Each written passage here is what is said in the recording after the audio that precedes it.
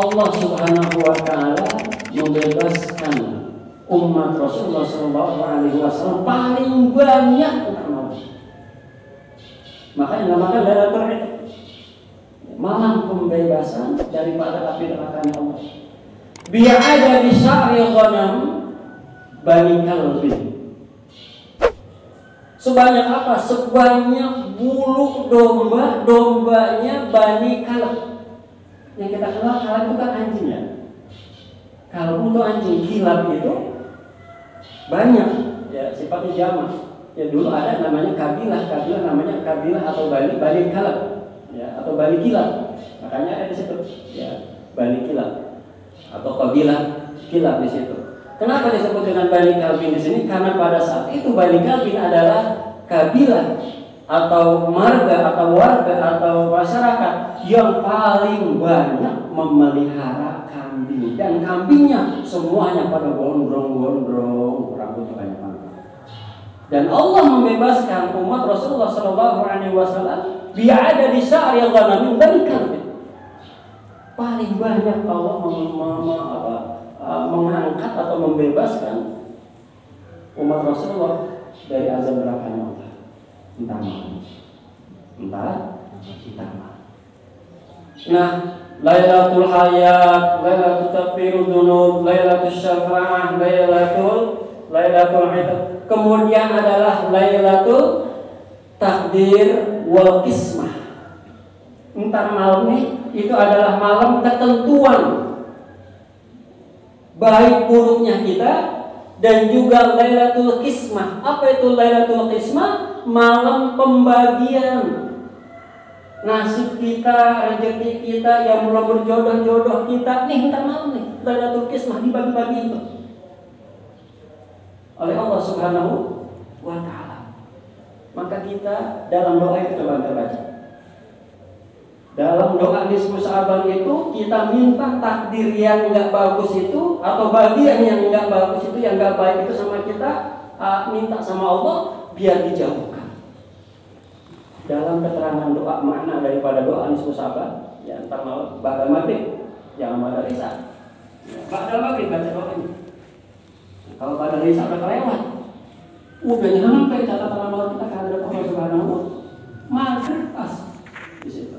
Makanya bagusnya kalau peringatan itu boleh. Kalau peringatan mau malam ba'da isya, mau malam apalagi besok malam sekalian nanti tarhim Ramadan, nggak apa-apa kalau peringatan mah. Tapi kalau doanya entar malam atau ba'da maghrib. Lailatul Takdir wal Qismah. Lailatul Takdir wal Qismah. Malam pembagian ketentuan baik buruknya kita ya.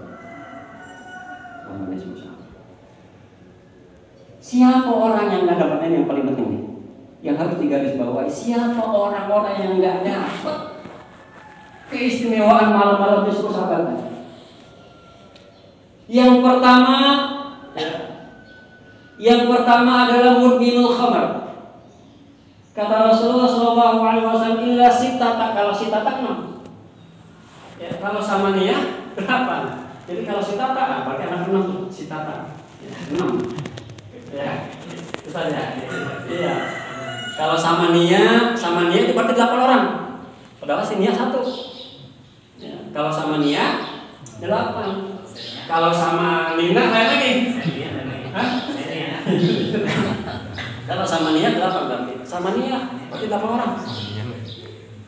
Sama Nia. Kalau sama Nina sama Nina juga 8. 8 orang sama Nina juga. Ya, kalau sama Nini, sama ini, nenek bagus. Sitata nafar, 6 orang. Yang pertama adalah mudminul khamar, orang yang mabuk-mabukan, minum minuman keras, narkotika atau narkoba. Sama kayak itu, mudminul khamar, orang yang sudah menjadi candu, mabuk, minuman keras, candu narkoba, narkotik, sabu, apalagi Pak Ade? Ya kan? Ya, Pak Ade tahu semuanya loh, yang kayak begitu. Itu nggak bakal dapat pelaku ya Pak Ade. Itu yang dapat tuh. Yang dapat, yang kagak dapat keberkahan keistimewaan malam Sya'ban. mudminul khamar. Dan bukan hanya yang candu, yang minum, yang menggunakan Pak Ade. Tapi kalau yang memberantas mah, itu justru yang dapat insolvan. Yang memberantas, justru yang dapat keistimewaan. Yang bukan hanya yang candu, yang melegalkan. Benar bedanya gimana? Secara lampiran, kayaknya sih prakteknya mah kayaknya di luar lampiran, di belakang atau di bawah meja makanya ada itu legalitasnya. Pandai mohon maaf. Kira-kira begitu. Yang dicabut kan lampirannya doang. Karena prakteknya wallah. Mudminul khamar, orang yang minum minuman keras, candu narkotika, narkoba itu tidak akan mendapatkan keistimewaan di bulan Sya'ban atau nisfu Sya'ban, kecuali tobat sekarang. Yang kedua, akun liwalidayhi, orang yang durhaka kepada kedua orang tua. Paling kecil durhaka kepada orang tua itu adalah apa? Ibkaul walidain, membikin nangis orang tua, imma hayyan wa imma mayitan. Baik orang tua itu jadi nangis pada waktu hidupnya, terlebih lagi nangis pada waktu itu berada di alamnya. Ini yang paling penting. Kalau melihat orang tua nangis lagi hidup, ya kita masih bisa minta maaf, bisa cium tangan, cium kakinya, memperbaiki diri. Tapi kalau orang tua nangis di alam kubur, kita nggak ada yang sadar, nggak ada yang bikin kita ini jadi ingat. Kita minta maafnya bagaimana? Karena orang tua di dalam kubur juga nangis. Bahkan lebih kencang nangis ketimbang nangis di dunia. Karena apa? Karena melihat anaknya. Ibkaul walidaini minal uquq, membuat nangis sedih orang tua itu termasuk perbuatan durhaka, apalagi perbuatan menyakitkan anaknya. Itu tidak akan mendapatkan keberkahan nisfu Sya'ban. Bahkan dalam keterangan yang lain tidak akan mencium wanginya surga, yang wanginya surga itu tercium dengan perjalanan kaki 500 tahun. Saking wanginya surga. Dan orang yang durhaka atau anak yang durhaka tidak akan mencium wanginya surga. Akun liwalidayhi, orang yang durhaka kepada kedua orang, tapi nangisnya bukan nangis macam-macam.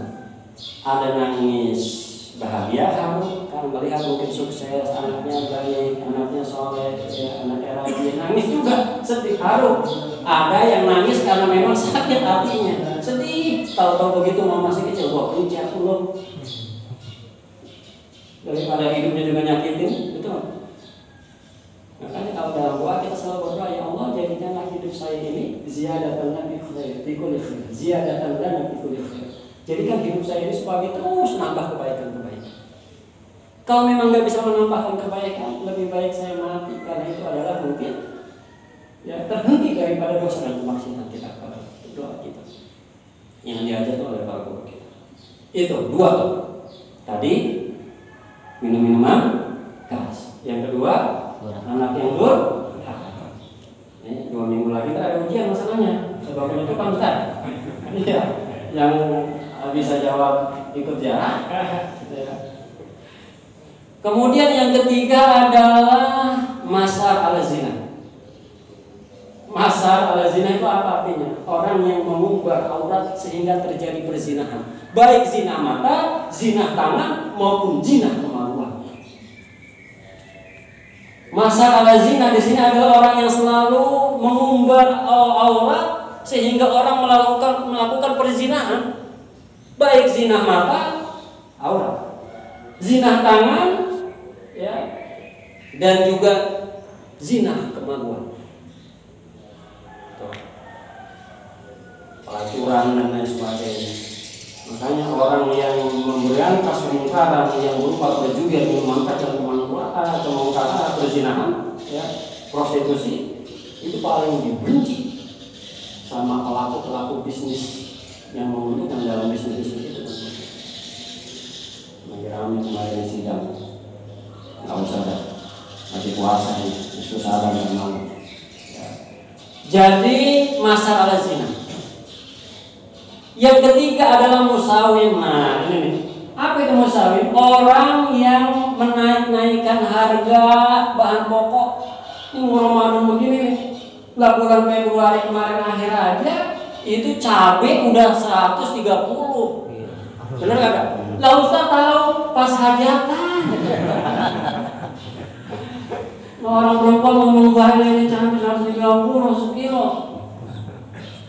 Kagak dibeli, nanti pedasnya pedas kemiri atau apa ya? Ada. Orang dimakannya kagak pedas di dalamnya jadi karena pedasnya bukan pedas cabai tapi pedas lah. Padahal lada itu pedas artinya. Balas tak? Mandi lada pisang. Tapi di sini dijabarkan orang yang menaikkan harga bahan pokok itu bukan hanya orang yang menaikkan harga bahan pokok bertepatan dengan Ramadan, dengan Lebaran dan sebagainya, bukan itu saja, akan tapi orang yang menimbun gas. Ya bang saya nggak dengar nih.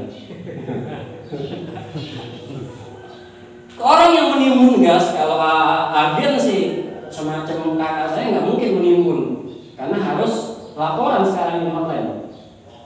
Tapi atasannya kan bisa, pabriknya bisa.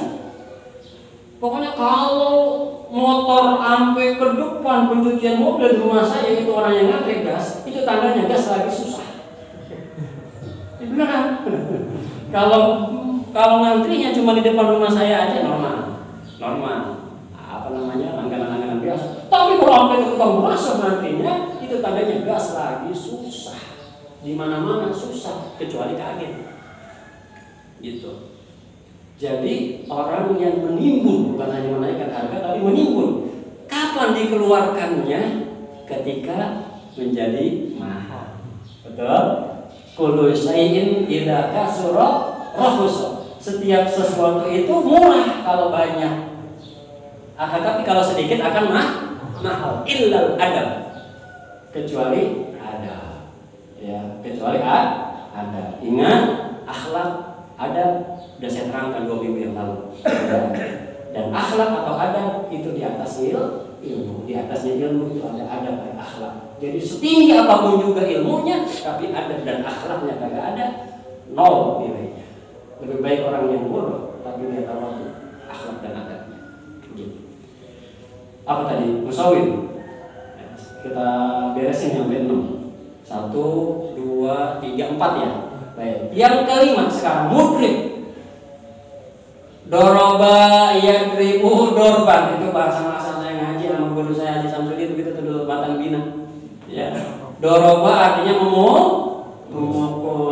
Ya. Doroba yadribu dorban. Mudrik itu berarti orang yang selalu memukul. Kalau diartikan secara bahasa nih. Artinya apa mudrik itu? Orang yang suka berantem. Orang yang suka berantem. Musuhan, kagak akur dan lain sebagainya. Ini jam berapa ini ya? Suaranya udah mudah. Belum ya? Mudah-mudahan. Yang kelima itu mudrik. Orang yang selalu berkelahi mulu. Ya bolongkai mulu. Orang Cikuda kagak ngerti saya ngomongin bolongkai. Bolongkai apa Ustaz? Itu orang kampus ya. Bolongkai berantem, musuhan, kagak aku sama orang. Makanya kalau kita pengen dapat keberkahan malam di sahabat nanti nih, malam ini kita ziarah boleh yang hidup dan juga kepada yang sudah meninggal apalagi. Jadi bukan Ramadan ya, makan, doain, ada duit sedekahin, pahalanya buat amal. Gitu. Karena pada bulan ini disebutnya bulan Roh, betul? Bulan kita bulan Sabar, bulan Roh juga. Kenapa namanya Roh? Arwah. Kenapa dinamakan bulan Roh? Bulan di mana kita harus ingat sama arwah kita. Sama leluhur kita, sama keluhun kita, sama almarhum kita. Makanya disebut bulan Roh. Wah, orang tua dulu kita namanya bulan Roh. Kenapa? Kudu ingat. Sama ahli kubur orang tua sudah meninggal dunia. Makanya namakan bulan Roh. Padahal bulan Sabar. Itu mudrik. Yang terakhir, yang tidak akan mendapatkan keberkahan dan keistimewaan nisfu Sya'ban, ya, bahkan raja kemarin nisfu Sya'ban dan juga Ramadan yang akan datang, itu adalah kota. Apa itu kota? Orang yang suka memfitnah, ya, orang yang suka memfitnah, menggunjing, gosip dan lain sebagainya. Itu 6 golongan atau 6 orang yang tidak akan mendapatkan keistimewaan malam nisfu Sya'ban yang malam maghrib, ya, maghrib. Jadi jangan pada isya, bagusnya itu mengatakan itu ba'dal maghrib, ya, baca tahmid kepada Allah, ya, tasyakur di situ, ya, kita tabarukan rezeki-rezeki kita di situ, kita sampaikan di situ, kita sedekahkan. Kemudian apa? Kita baca doa khusus nisfu Sya'ban. Lihat di situ, syukur-syukur nanti dibahas doa daripada doa yang nisfu Sya'ban secara makna, ya, terjemahan artinya supaya paham, ya. Ini saja yang bisa saya sampaikan. Mudah-mudahan ada manfaatnya. Agak kepanjangan dikit, biasanya jam 6.15 atau jam 6.30 paling telat. Ini udah lewat 4 jam 6.30-nya. Mudah-mudahan ada manfaatnya. Sekali lagi mohon maaf atas segala kekurangan dan khilafan. Billahi taufiq wal hidayah. Wassalamualaikum warahmatullahi taala wabarakatuh.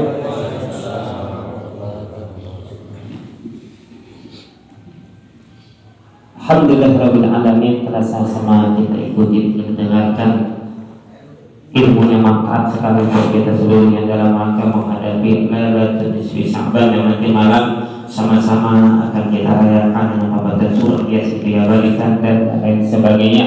Mudah-mudahan dengan tadi apa yang diberikan oleh guru kita dapat sama-sama kita amalkan. Sebelum kita membaca surah Yasin balikan, sangatlah baik kita ziarah kepada yang hidup dulu, guru-guru kita, orang tua kita, dan juga yang telah maut daripada orang tua kita, guru-guru kita, agar benar-benar nanti malam nisfu Sya'ban kita mendapatkan maghfirah dari Allah Subhanahu wa taala. Amin ya rabbal alamin. Selanjutnya ada beberapa maklumat. Yang pertama, sebuah klinik yang akan datang bertempat di Mushola Baitun Nisa dengan ketua DKM-nya Bapak Ustadz RW Royani.